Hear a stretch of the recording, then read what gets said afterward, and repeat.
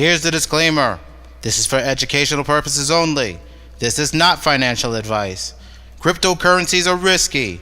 Do your due diligence and invest at your own risk. You can lose money. What's up, everyone? My name is J Tragic Jeffrey. Welcome to Crypto Plunder, where there will be no champagne sipping, crypto pumping.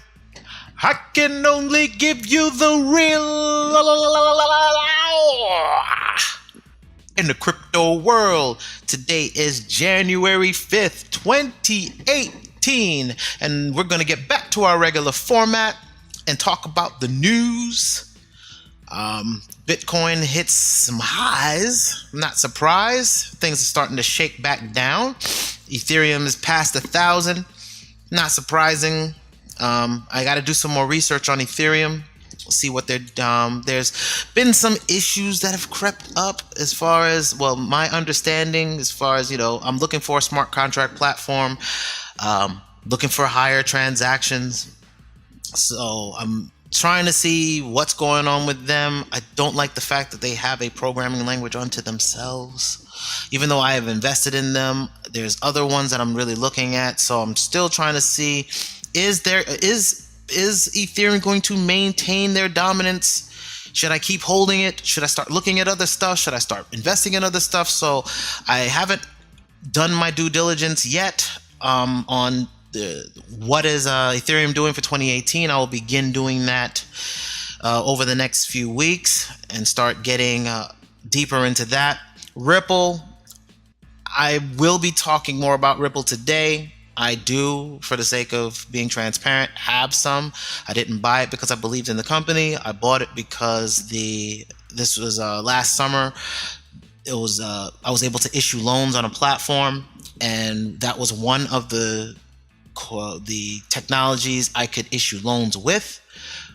But I still own it. I still hold it. It's not because I believe in the tech, but I have begun doing some more due diligence because people have been asking me about it personally. Some people that I do consultation, that I do consult with, that I do help through this landscape have been asking me about Ripple. So we'll be talking in depth, not in depth, but my preliminary research on it, and I'll talk a little bit more about it in a bit.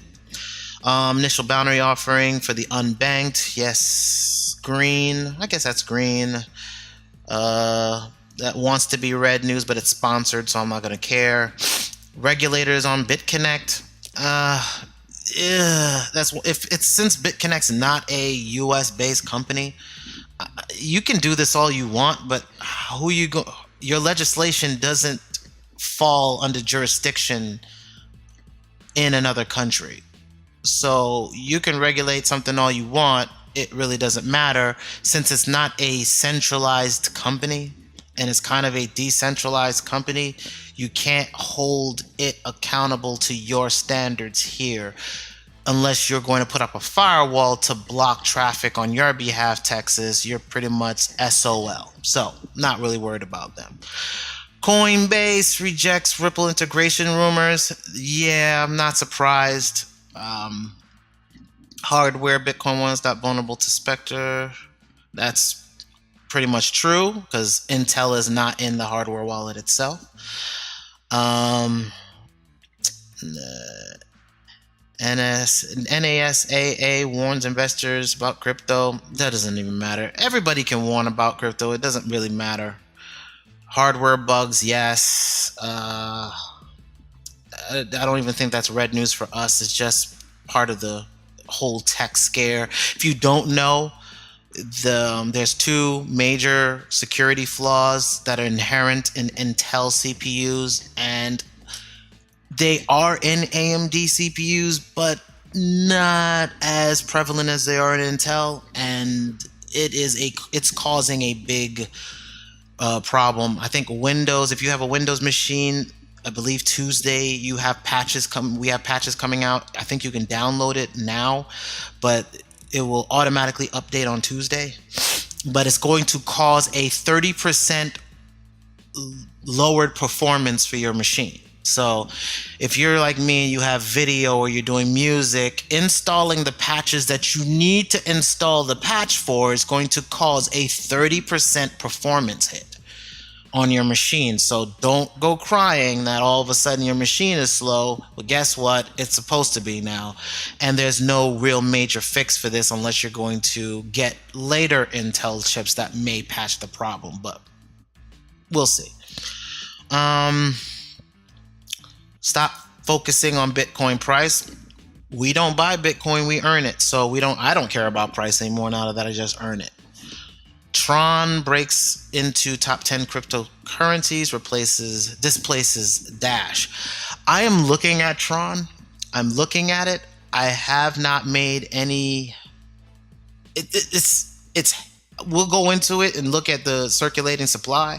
Circulating supply for me is everything because that's the laws of supply and demand. And it has like 60 billion plus circulating supply. That's ridiculous. But we'll get in. I'm still doing due diligence on them. I read portions of the white paper already. I'll go into it a little bit probably in another video. What I found so far. Wall Street buzz. Merrill Lynch bans Bitcoin for its clients. Don't care. It wants to be red news, but nobody cares what the banks want to deal with it because people are going to go around you now. They'll just go straight to the source and get it. Happy birthday, Bitcoin. Yep. Bitcoin no longer top dog because of how it is defined. I didn't read this one. I'll probably look into it later. McAfee warns about advanced hijacking after Twitter account hijacking. If you don't know who John McAfee is, he's the one that said that he sees Bitcoin being 500,000 in, I think, 3 years, 3 to 5 years, something like that. He said he'll eat his own genitalia. I will remove the expletive. It starts with a D. He said he would eat his own genitalia if it didn't happen. Now, he used to do a coin of the week or coin of the day or something. Coin of the month. He was doing that, and he had stopped doing it, and his account got hit. But he feels like it had to have been an inside job because they were able to change the number and do all this other stuff to his account. So, I mean, of course, there's going to be investigations on this. This could be big because it might explain how a lot of cryptocurrency YouTubers had their accounts pillaged. It has to potentially be an inside job, right? So we're going to have to look into that. Let's see. Egypt's top cleric declares Bitcoin trading unlawful. He says it causes harm to people. So does every single monetary dollar on the planet. The U.S. dollar has committed more war atrocities than any other than any other currency on the planet. So that would be the same as saying we should not in our country accept U.S. dollars because the U.S. dollar is bad for people, right? So no. Ripple pushes past $3. Again, I'll talk about Ripple in a bit. South Korea. I think we can just basically say that there's gray news. There's nothing that says that Bitcoin should not be up today that I can see. And if I look at the if I look at the chart, and let's hit refresh real quick, Bitcoin's up. Like I said, green news, green day. There's really no reason for Bitcoin not to be higher. It has gone through a sell-off, a tremendous sell-off. So going higher up is fine. Though I'm still claiming there's a possibility here in January for a dip. I'm not saying it's going to happen. I'm saying for the last since, let's see, this was 2015. Here's 2016, here's 2017, that there has been a dip, a significant dip that happens in January. Now, was this our dip in the beginning? Let me get this out of the way. Was this our dip? No, it can't be. It's December, right? This is the week of December. Now, could this have been a big enough dip for us to not have the January dip? This huge December dip, was it enough of a sell-off to say that was now going to be an adjustment to the dip? Maybe, but I still think we may have a January dip. Why do I say this? Because it's a brand new year.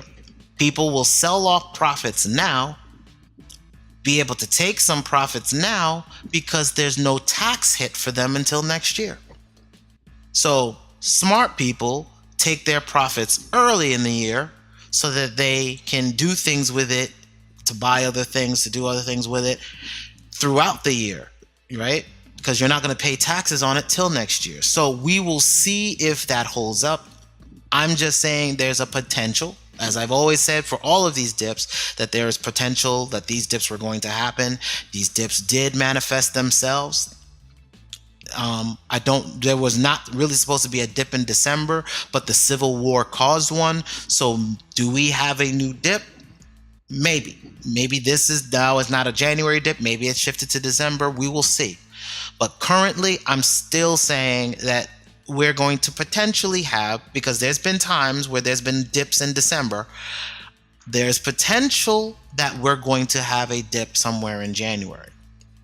All right, so let's see. If you follow the Flipboard that's on Toxic Hustle Flipboard, we are keeping an eye on specific types of news that are all over. I would suggest that you take a look at our Flipboard. As you can see, one of our articles has hit Flipboard. We'll talk more into that later. But Bitcoin, let's look at the consumption report. The energy consumption index, we are now, since December 31st, have now begun our ascent a little bit. So we're seeing that more power consumption is going, where this was at 37.16. We are now at 37.48. So we have gone to a higher level than our last consumption point back in highest December 25th. So we've broken where we were before. So Bitcoin is back on a steady climb up, which again doesn't surprise me that there's now more there's more value. Plus, we also got to think the fact that, look at this market cap. I mean, we were just at 6 and change, and now we're blown, at 769 billion. We were just at 600 billion and change, and in a short amount of time, we're at 769 billion. That's insane to me, but it's going to keep doing this, right? Which, because you look at this, you look at these market caps, and market cap is not as important as people want to give it credit for. It just really lets you know how much cash is in a particular thing. It does not talk about how well a technology is or isn't, right? There's a lot of crap on the market that is still in white paper phase and just happens to have dollars in it, right? It has a market cap in it just because people have invested in it. Doesn't mean the technology is good. It's just a lot of speculation going on. And Ripple is interesting. I tell everyone, circulating supply to me is important. How much circulating supply a thing has is important. And if you look at the circulating supply, right? This is new, and that is a trillion. I mean, I'll look into what the heck this is, but a trillion in circulation, that is utterly ridiculous, right? But then you look at these, you got Kin, you've got Doge at 112, you've got Tron at 65 billion. You've got Ripple at 38 billion at $3. So look at I tell people there's a correlation to how much circulation you have to what the price point's going to be, because the more supply you have, the lower the price is going to be, because you of course have to have people bought into it and hold it. So this is 4 cents. It's right underneath Ripple. It's at 4 cents. Ripple of course has a technology that's going to be is currently in test nets, and some banks are pulling into it. So they're going to have, if they want to have the higher transaction rates and everything, they have to use this. So there is a need kind of I'm still trying to learn it, so I'm not going to sit there and say I know everything about this. But if you look at anything that has a circulating supply that's high, 28 billion. Look at the 1 penny, 25 billion, 98 cents. So the fact that it's at $3.12 for me is high. Now for other people, there's other YouTubers that have been studying this for a year, that their entire channel is nothing but talks about Ripple. I get it, but I'm like, there's other coins that are lower in circulating supply that could do the same thing for banks as Ripple's doing. Not, they may not currently be 100% there yet, but neither is Ripple yet, right? So let's go ahead and talk a bit about Ripple, right? We see it's $3.10. Okay, the total supply of Ripple is going to be 99 billion XRP. So max supply 100 billion. So that's a lot of a max supply. And the thing that I've heard is that 3 people, I have to actually pull that up. Unfortunately, I didn't think about that before I started recording. I believe that 3 people own 30-something% of the actual supply of Ripple. That's kind of crazy to me. So what is Ripple? If you don't know, Ripple is, the use cases is going to be for banks to be able to do validation across country lines, right? So if I want to send money to another country, it takes a long time, right? Here's the benefits. The payments are in 4 seconds, right? ETH, 2 minutes, which is true. BTC can be an hour or more. There's people that have had their BTC take days. And then traditional systems are 3 to 5 days to be able to do transactions, to do wire transfers. So this in itself has a use case that, hey, we can do your transactions in 4 seconds. That is big. That is big. And it consistently handles 1,500 transactions per second. 24/7 can scale to handle the same throughput as Visa. I thought Visa or MasterCard was 25,000 transactions a second. According to the source that they have, is that it is, as of July 15th, 2017, it is 50,000 transactions per second.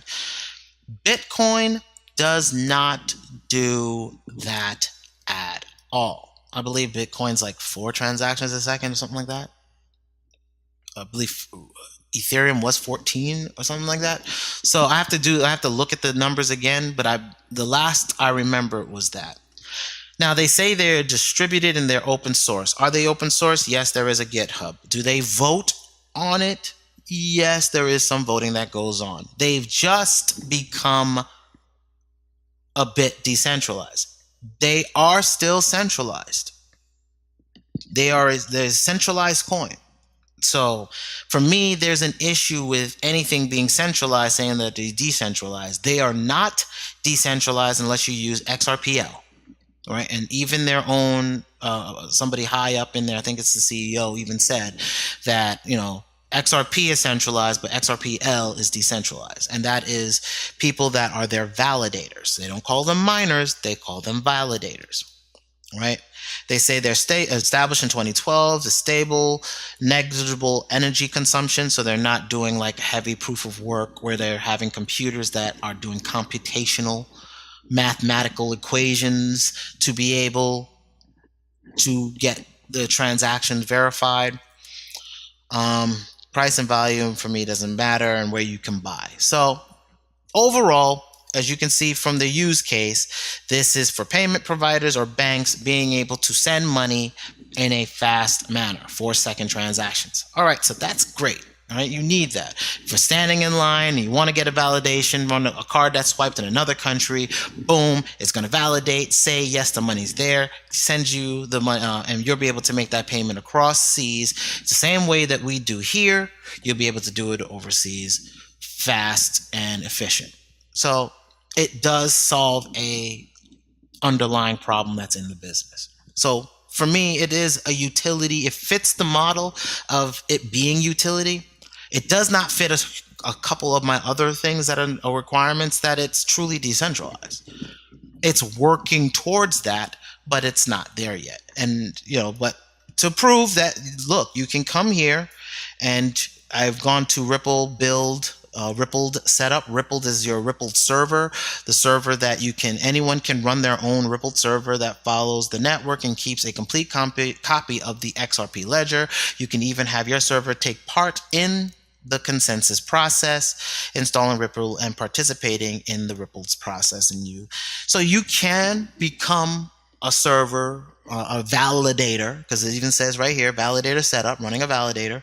So you can run a validator, public facing server. So you can run a validator, and you can be a validator. You just have to follow certain things. Domain verification is big because they need that for validator access. If you go here's their xpcharts.ripple.com, and you can see the validator registry, and you can see the agreements, and if it's unverified or verified, the domains that have put themselves out there to be able to be seen there, you can see the domain name is verified. So you can become a validator. You can validate for it. I don't know if what you receive, or I won't say mining cost, but validator, what you're going to get for validating the network. I don't know if you receive anything. I haven't gone that in depth on this. What powers on XRP Chat? This is their chat according to, if you go here, the message board, and it says XRP Chat is where this is located. So if we go to XRP Chat, what powers do validators have? What do they actually do? And the guy asks, I am curious on the powers of a regular validator. By regular validator, I mean non-recommended UNL validators. If I started up a validator node right now, could I participate in consensus? Actually not just check if my vote is on the same UNL vote to change fees, vote on amendments. I just want to know how much we actually help as validators. Thanks for your time. And then he's like, this guy answers, not until either Ripple or someone on Ripple's UNL or someone on Ripple's UNL, etc., adds you as their UNL. Since Ripple only has themselves on their UNL for now, you can vote, but your vote is silently discarded by everyone. Vote to change fees, you can vote, but your vote is silently discarded by everyone. Vote on amendments, you can vote, but your vote is silently discarded by everyone. So validators don't really do anything. According to what he said last Wednesday, or this Wednesday at 7:52 a.m. This is new. And he's a veteran member with over 855 posts. So 885 posts, excuse me. So I would think he kind of knows what he's talking about. That validators really don't have any real purpose as of now. Not this. What parts of Ripple are centralized and what parts are not? I would appreciate clarification from someone. This is as of December 17 of 2017, so just last month, not even a month ago. If my understanding is correct, the transaction on XRP are on many locations, and this makes it decentralized. Then there are certain things that Ripple can change, such as adding an escrow feature. I previously asked about the 20 XRP that is needed to start a wallet, and about the hefty price it would be to open a wallet once our XRP moons at Friday 5 p.m. I was told that this 20 XRP could change. I'm confused. Which parts can Ripple company change, and which parts can't it change? Thanks. I'll skip this because it doesn't really say anything. Ripple, as a company, is centralized, while XRPL is decentralized. Brad stated on Q&A. This is someone who's a bronze level contributor with over 1,093 posts. Okay? Then you go down. Another bronze member with 2,015 points.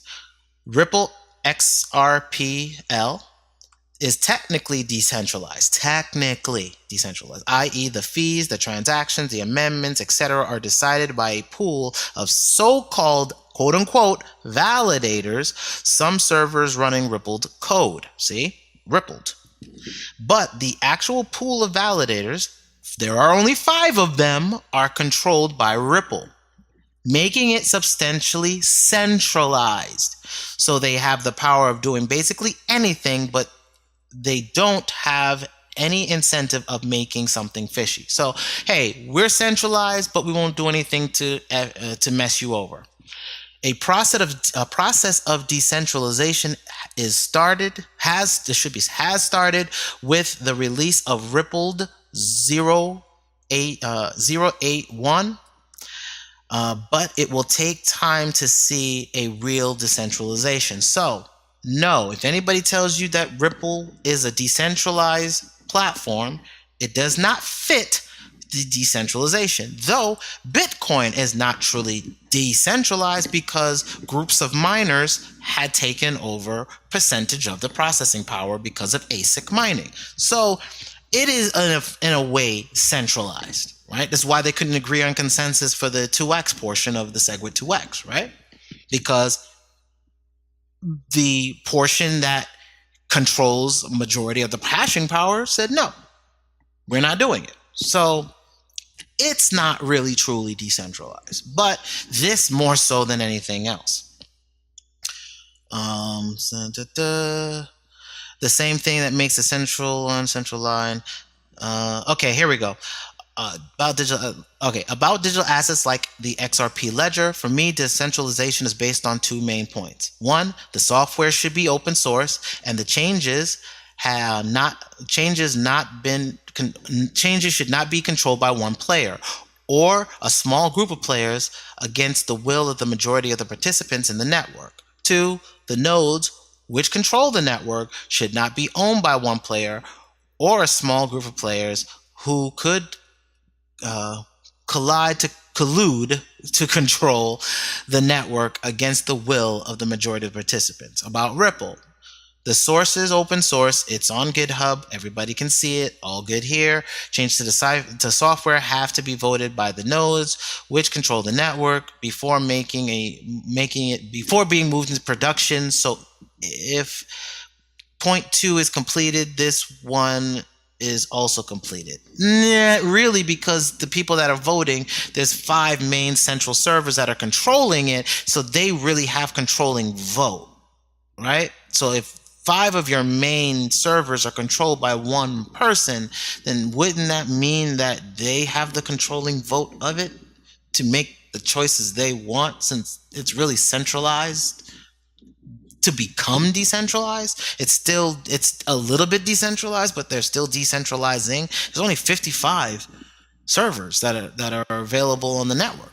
So really, not really. Currently, the nodes control the network are under Ripple control, so that doesn't make it decentralized, right? This made sense during the first years of development. In that sense, XRP Ledger is not yet fully decentralized.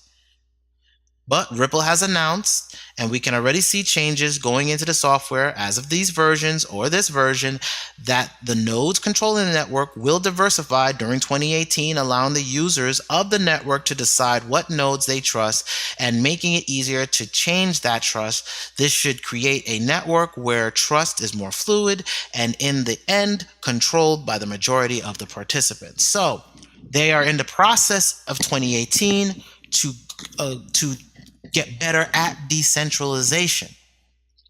So, looking at the market cap,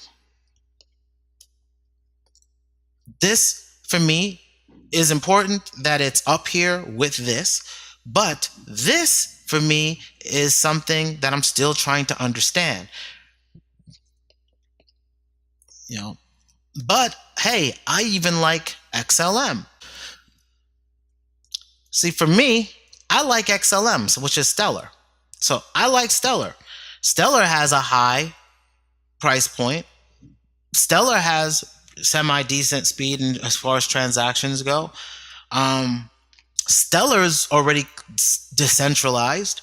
So I'm trying to see whether or not this technology will end up crushing this one.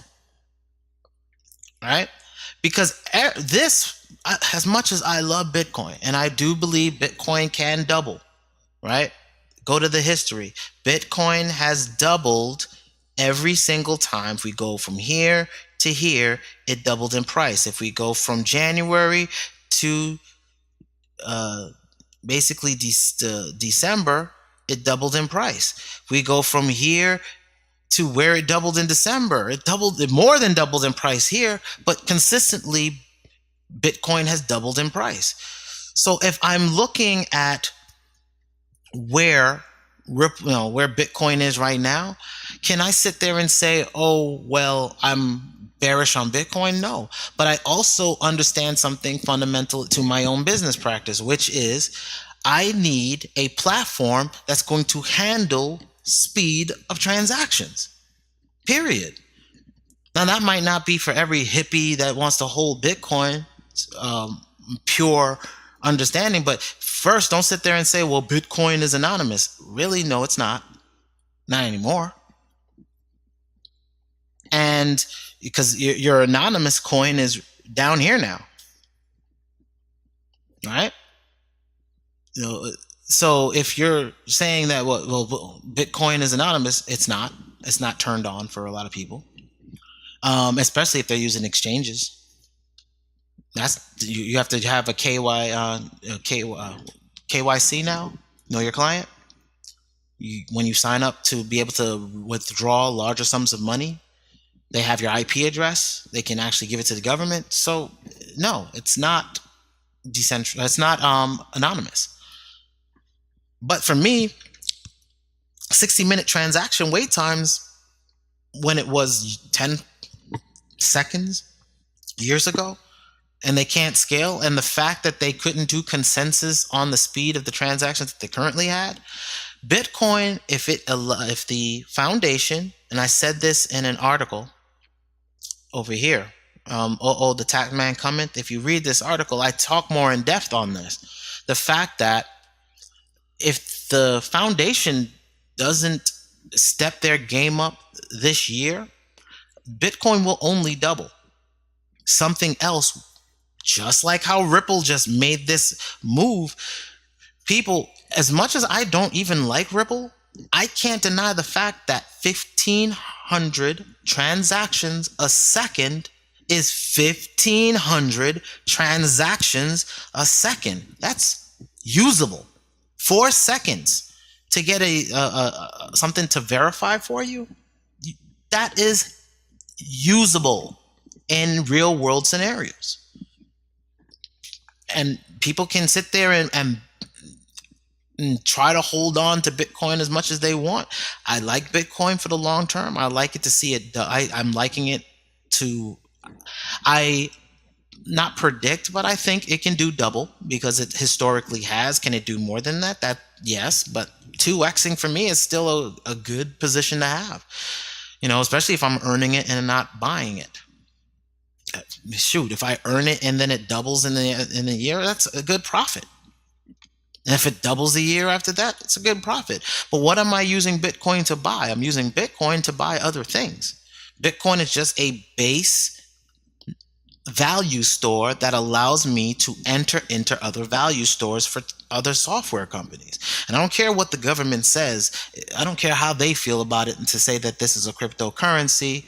I don't even want to call it a cryptocurrency. Bitcoin is not digital gold, especially as there's a side chain that you can put a programming language on.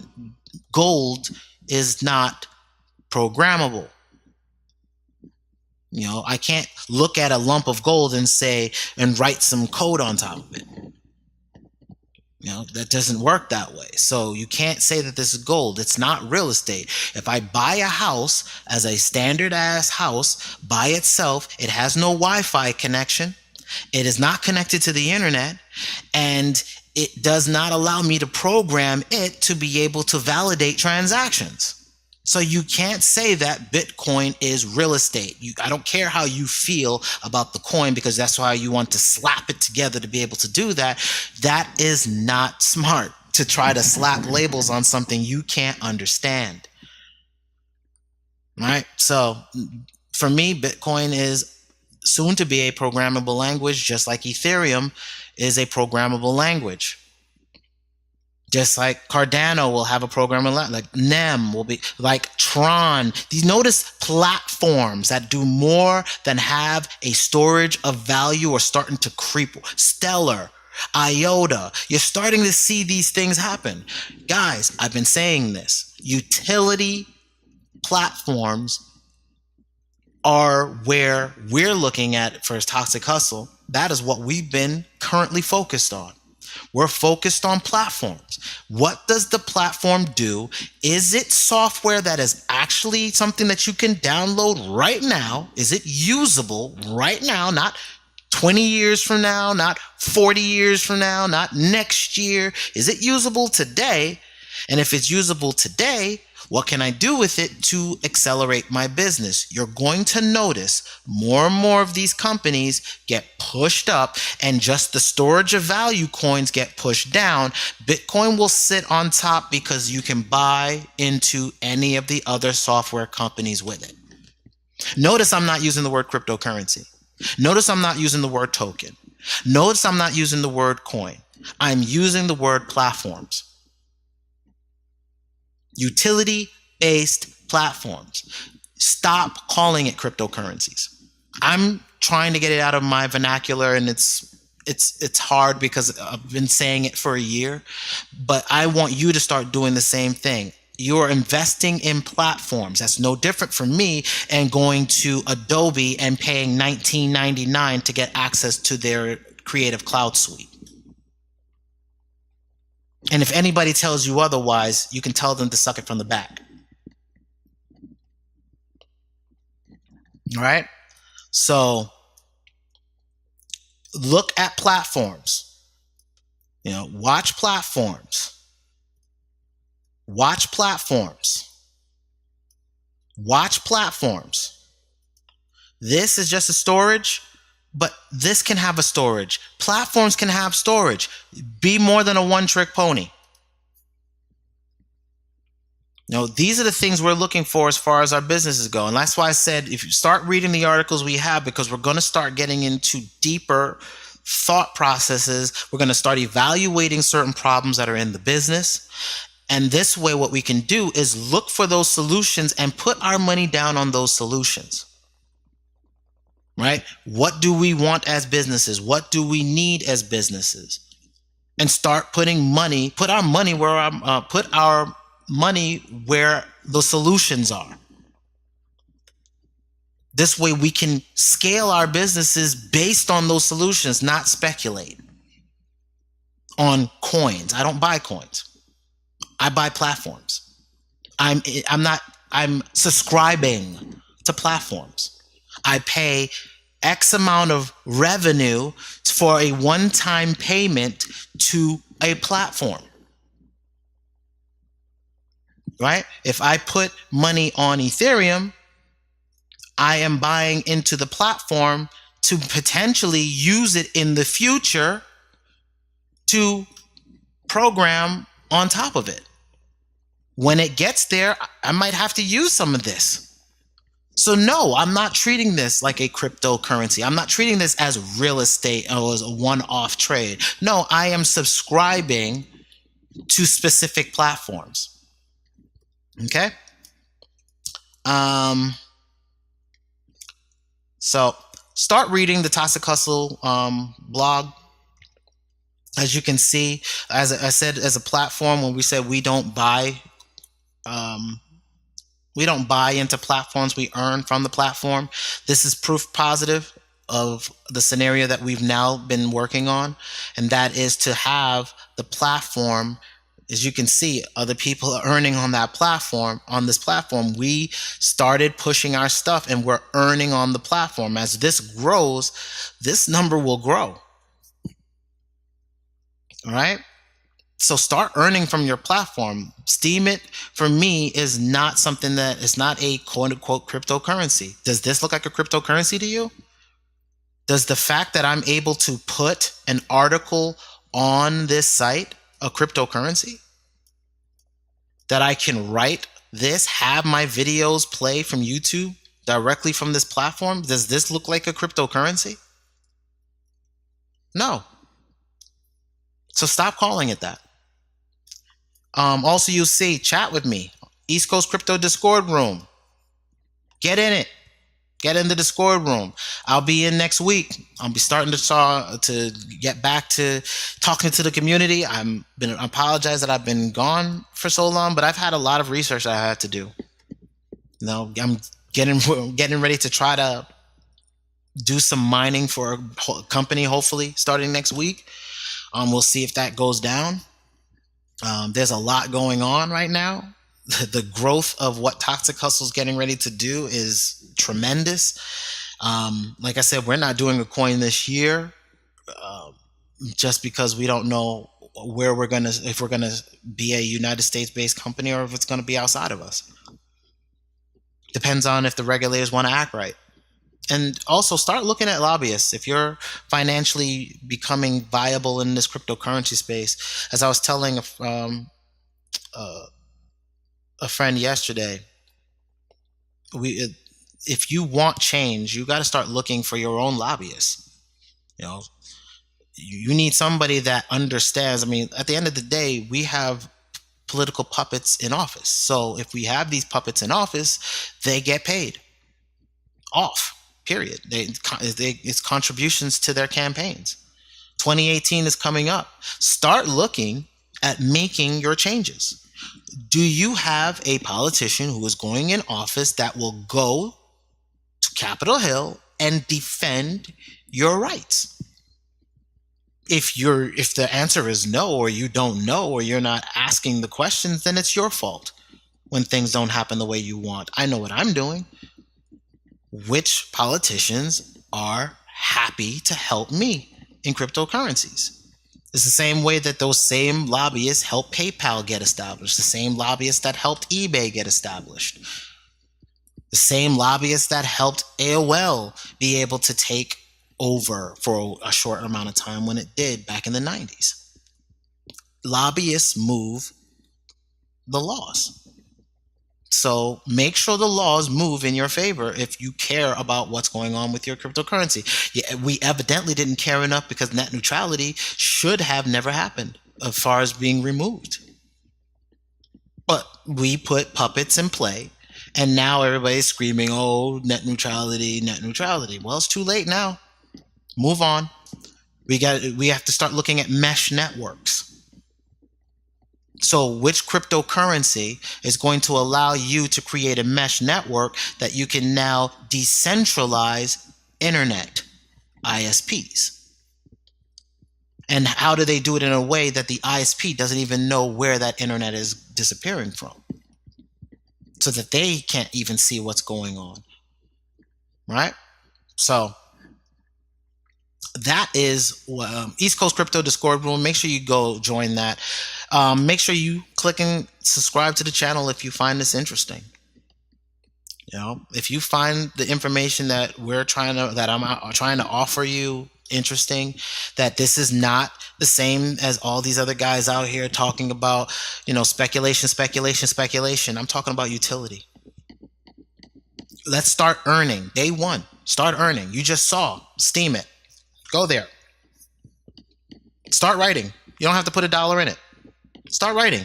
Somebody will give you some crypto, especially if it's worth a damn. Like, we're trying to write real good articles, not just spam a bunch of affiliate links. Okay, so click and subscribe. Also, in the description below, you'll find the link to East Coast Crypto's YouTube channel. Subscribe to that channel too.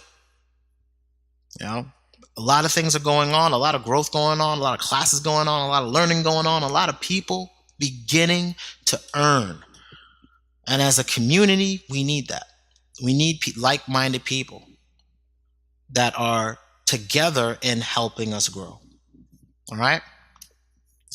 If you have not started doing so, start doing so. Bitcoin is accepted here. Start thinking about how you can earn your crypto.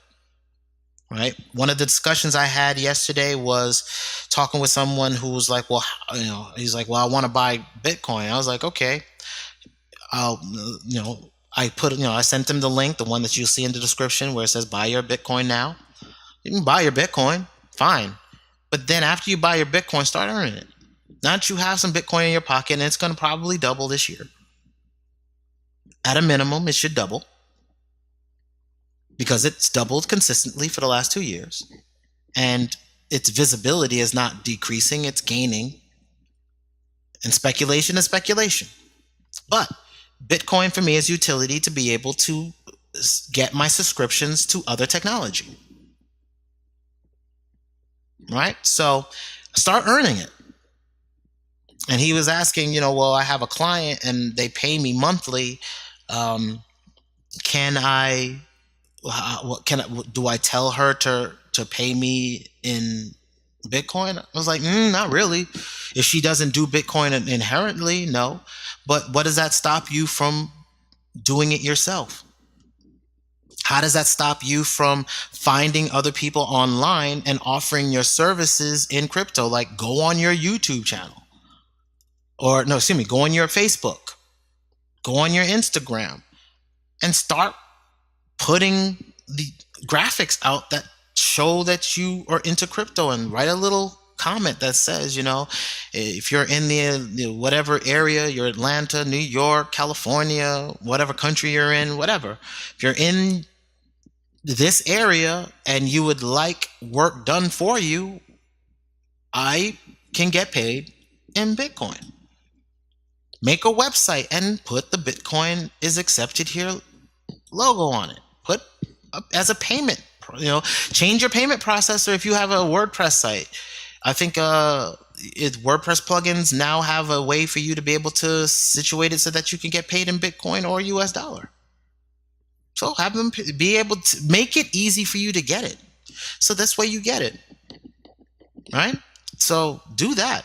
And for some of you, they're like, well, I don't even know. I don't have any clients. I don't have any of that stuff. Okay, if you don't really have that, but you have an understanding of cryptocurrency, why not start putting that on your resume? Before everybody started putting HTML and JavaScript and things like that nature on their resumes, back in the early 90s, I did it. And I got a job because of it.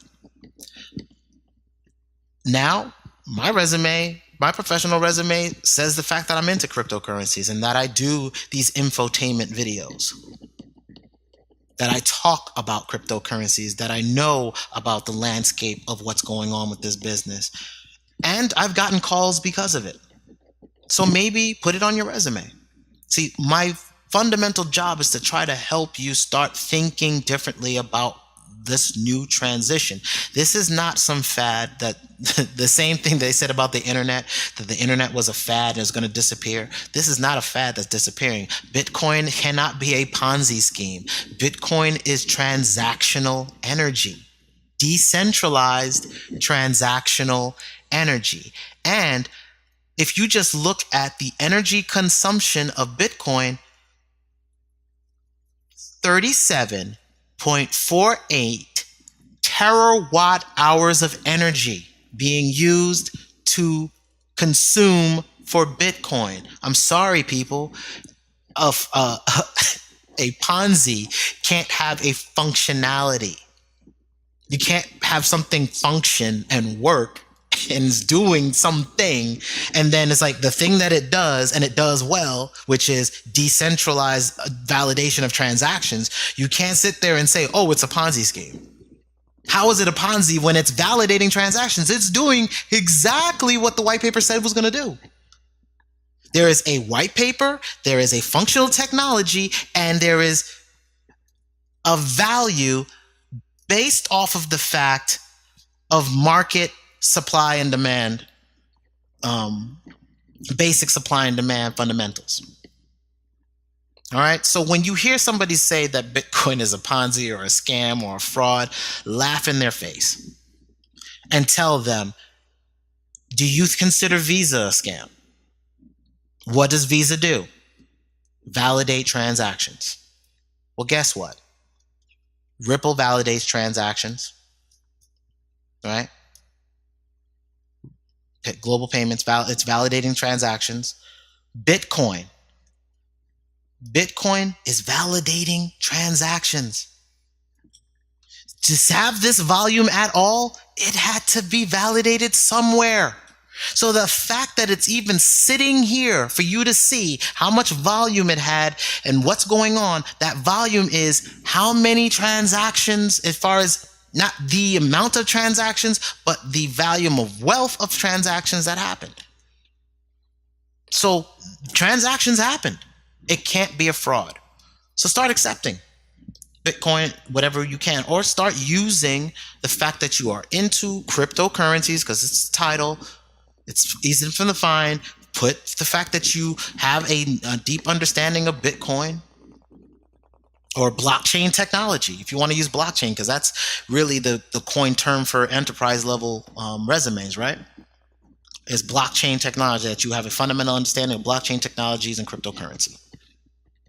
Start putting it in your resume. Start earning because of your knowledge. And if you don't have the knowledge, gain it and then put it on your resume. There's nothing wrong with that. But find a way to put it in there. All right? Especially if you do other things outside of your business. If you have your own business or if you're working freelance, put the fact that you're freelancing on your resume. There's nothing that says you shouldn't. And in fact, I put it on every single resume, and I've worked at major Fortune 500 companies. Always had it on my resume that I freelanced. And in fact, they like that. So start doing it. All right. So that's it for today. I wanted to at least give you a little bit of what I've been looking into Ripple. I'm trying to understand the price bump. Like I said, transparency, I do own it, but I didn't own it because I believed in the tech. I owned it because I was using it to lend on a particular platform. So I still hold it, potentially to be able to loan it out in the future on other platforms or other platforms. So guys, start looking at your ways to earn. Is Ripple something that I'm going to put more money into? No. I'm waiting to see if real decentralized ones come out. Potentially it could crack, but I still don't like circulating supply. I still don't like it. But if there's speculation, the speculators have it at going to 500. I don't know why it would go there, but I mean, maybe that's something I need to know. Need to get a better grip of over the future. I'm not saying yay or nay that you should buy. I'm just saying that I'd be cautious. For me, this is the highest high circulating supply coin on the market. Look at all the other circulating supplies and look at them. Look at everybody else's circulating supply. NEM is 158 and they only have 8 billion in circulation. So just be careful. All right. So that's it for today. I want to thank you. Please subscribe if you find this information useful to your day-to-day businesses or your day-to-day growth in this landscape. I'll talk to you later. Peace.